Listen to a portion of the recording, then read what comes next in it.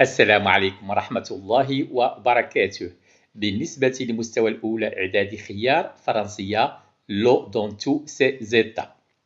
Alors, comme vous le savez très bien,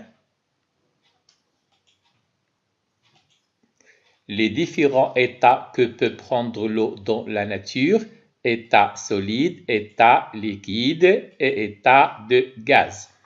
Pour l'état solide et liquide, il n'y a aucun problème, alors que pour l'état gazeuse, c'est parce qu'il y a de l'eau sous forme gazeuse que nous pouvons observer la formation des nuages. Les nuages sont donc constitués de molécules d'eau recondensées en petites gouttes. Donc, l'eau sous forme gazeuse est bien invisible. L'eau à l'état solide, les molécules dans ce cas-là sont ordonnées, très rapprochées et liées. Pour les caractéristiques, la forme invariable, de même pour le volume, lui aussi, il est invariable. L'eau à l'état liquide, les molécules sont désordonnées, rapprochées et peu liées. Pour les caractéristiques, la forme elle est variable, il change, alors que le volume elle est invariable. Alors que le cas de l'eau à l'état gazeuse, les molécules sont désordonnées, comme vous le constatez, espacées et très agitées. Pour les caractéristiques, forme et volume sont variables. Comme nous l'avons déjà dit, à l'état solide, les molécules d'eau sont soudées les unes aux autres et vibrent très faiblement, d'autant moins que la température de la glace est basse. L'état liquide, les molécules dans ce cas-là sont associées, c'est-à-dire faiblement attachées les unes des autres. Et enfin, troisième état gazeux, les molécules ne sont plus liées entre elles et sont animées de mouvements désordonnés. Alors, comme vous le savez très bien, pour le cas des changements d'état, l'eau peut changer bien sûr, passer d'un état physique à un autre état. Donc, le passage de l'état solide à l'état liquide, c'est ce qu'on appelle la fusion, c'est rare. De l'état liquide à l'état de gazeux, c'est la vaporisation, de l'état gazeux à l'état liquide, la condensation, et de l'état liquide à l'état solide, la solidification. Effectivement, donc le passage de l'état solide à l'état liquide, la fusion, l'inverse, ça sera la solidification. Ce passage, il demande de l'énergie, bien sûr de la chaleur, donc on doit fournir à l'eau de la chaleur. Le passage de l'état liquide à l'état gazeux est l'évaporation, l'inverse est la condensation. Ce passage, lui aussi, il consomme également de l'énergie. Le changement d'état de l'eau, on va essayer de le montrer effectivement. On va commencer par le passage de l'eau de l'état liquide à l'état gazeux. On va remplir notre casserole avec l'eau du robinet qui est à 13 degrés Celsius et je vais lui fournir de la chaleur, de l'énergie bien sûr. Donc il y aura consommation d'énergie. Effectivement, voilà, un peu de temps bien sûr. La température de l'eau va augmenter, effectivement.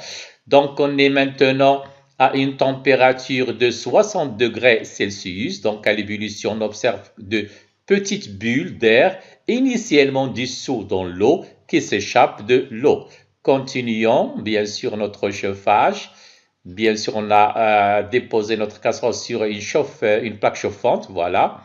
L'eau maintenant, la température atteint les 80 degrés Celsius. En poursuivant le chauffage, l'eau entre en ébullition et on observe de petites bulles de vapeur, bien sûr, d'eau. Voilà, on les voit clairement, voilà. Donc, la température continue d'augmenter. On veut atteindre les 100 degrés Celsius. Voilà, on voit très bien qu'il y a un passage de l'état liquide à l'état de gaz. Nos sangs, bien sûr, à une température de 100 degrés Celsius. Donc, l'ébullition de grosses bulles, bien sûr, de vapeur d'eau se forme dans le liquide, remonte à la surface et s'échappe, bien sûr. Donc, on est bien sûr à l'état de gaz. Voilà. Voilà.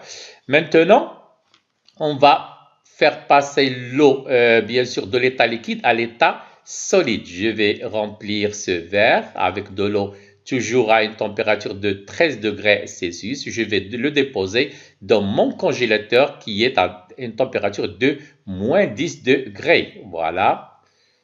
C'est une simulation, muhakat. Donc la température diminue de l'eau dans le verre, voilà. On va atteindre dans un premier temps la température de 0 degré Celsius. Voilà, effectivement, on va voir que se passe-t-il. Effectivement, à 0 degré Celsius, donc l'eau a passé de 13 degrés Celsius à 0 degré Celsius. Donc le verre contient un mélange de glace et d'eau à l'état liquide. Continuons, bien sûr, on veut arriver à la température de moins 10 degrés Celsius. Voilà, un petit peu de temps, bien sûr. La température diminue, continue de diminuer, effectivement. Nous sommes maintenant à moins 10 degrés Celsius, donc une température inférieure à 0 degrés Celsius, l'eau gèle ou reste solide. Donc, on va placer notre eau à l'état solide à ce niveau-là. Donc, comme nous l'avons déjà dit, le passage de l'eau de l'état liquide à l'état solide, à l'état bien sûr solide, c'est la solidification.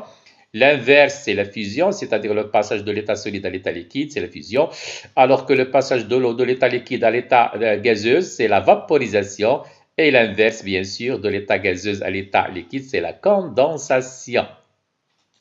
Voilà.